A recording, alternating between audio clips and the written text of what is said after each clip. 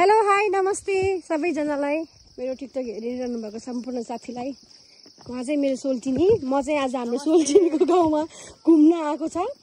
सोल्टिनी चाहिँ म आज तपाईलाई मेरो गाउँमा घुमाउँछु है भनेर घुमाउनु भएको छ। हामी चाहिँ अब हिँडेर आएको छ। यहाँ चाहिँ गाडी चाहिँ माथिसम्म मात्रै आउँछ। अनि विशेष गरी यो ढुङ्गा हेर्न चाहिँ आएको हो हामी चाहिँ। सोल्टिनी यो ढुङ्गा चाहिँ कसरी उत्पत्ति भयो भनिदिनुस् न हाम्रो साथीहरूलाई।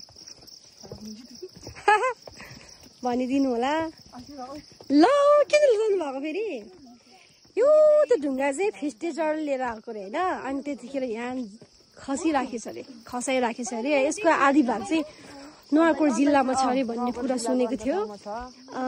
हामीभन्दा अग्रज दाजुभाइ तथा दिदीबहिनीहरूले फेसबुकमा युट्युबमा राखेको चाहिँ भिडियोहरू देखेको थियो। त्यही भएर फाइनली आज हामी पनि आएको हेर्नलाई है।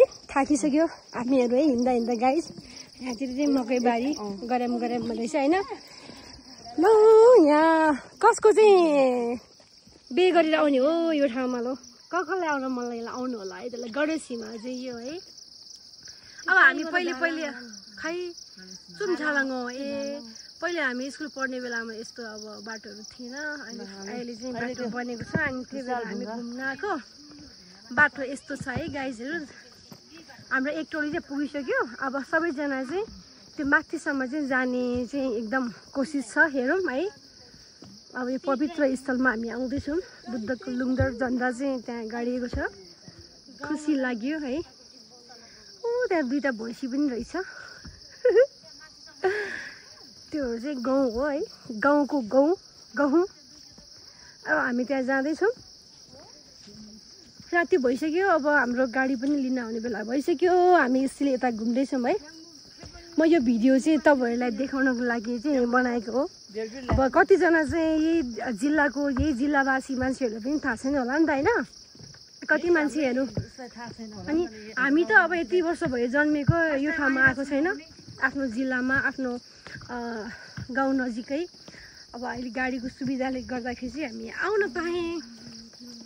मूलको पानी पिएको फटाफट हिँड्नु मन लाग्यो अब त है। यो गाउँ चाहिँ कहाँ थाहा छैन गाइज है। टाढो हो सुत पाभुरी मुला। यहाँ हेर्नु त यहाँ यति राम्रो ठाउँ रहेछ। यहाँ चुङ्गेर जिम्सो बुम्ला यो हो। ल रिहरू चिम्सोको यो तपाईँहरू को हुनुहुन्छ यो गाउँको मान्छेहरूले कमेन्ट गर्नु होला।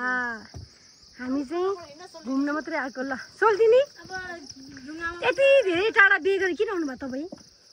आफ्नो भाग्यमा लेखेपछि आउनु पर्ने रहेछ। हेर्नु त सोल्टिनी अब बिहे गरेर यता आउनुभयो। अब सोल्टिनीको नाताले हामी यहाँ घुम्न आउन पायो। थ्याङ्क यू सो मच तपाईँलाई। ल परेपछि त्यस्तै हो है। मेरो गाउँमा मेरो चाहिँ यो जुनीमा यो जुनीमा यतातिर बिहे नहुने भयो गाइज। अब मेरो काम चाहिँ यसरी अब मोबाइल लिने, सामाजिक काममा लाग्ने, राम्रो ठाउँहरू देखाउने होइन। एकल भत्ता खानु सोल्टिनी भन्नु भएको छ। अब 40 पुगेपछि त अब सिङ्गलहरूलाई चाहिँ अब यहाँ पालिकाले सरकारले चाहिँ यहाँ अब भत्ता दिन्छ अरे। अब मैले त्यही भत्ता खाने बेला भइसक्यो है। हेर्नु त यहाँ झाउकिरी पनि कराइसक्यो। यो झाउकिरी हुँदैन कराएको झाउकिरी है गाइजहरू। ल यस्तै छ है। यो चाहिँ लेक हो है। एकदम अलिकति सास फेर्न चाहिँ कस्तो गाह्रो हुँदो रहेछ है। किनभने यो अलिकति हाइटमा चाहिँ सोल्टिनी त्यहाँ चाहिँ हिमालहरू पग्लिसक्यो। अहिले चाहिँ पानी परेको थिएँ। चिसो हावा छ एकदम। त्यही भएर होला तपाईँहरू पनि समय मिलाएर घुम्न आउनु होला।